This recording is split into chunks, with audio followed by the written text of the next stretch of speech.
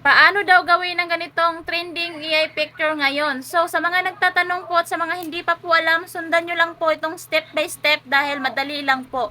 Unang-una po, punta lang po tayo sa ating Google.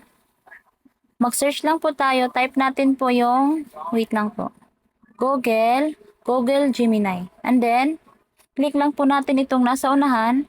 And then, pagdating po natin dito, click lang po natin yung plus.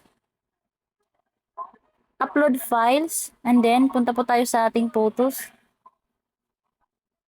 Pumili lang po tayo kung aling picture ang gusto nating ma-generate. Sample po sa akin ito. Add lang po natin. And then, pag okay na po, magta-type lang po tayo kung anong gusto nating sabihin dito. Sample po sa akin, ganito.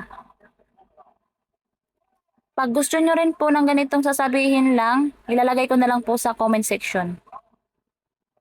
Pag okay na po, click lang po natin itong arrow. Ayan. Mag-aantay lang po tayo at hindi ito aabot ng 1 minute. Antayin lang po natin. Ayan, nag-generate na po. Ayan, okay na po. Pag okay na po, click lang po ito natin. And then, pwede na po natin itong i-download. Ayan, okay na po yun. Yun lang po. Thanks for watching. Please follow for more.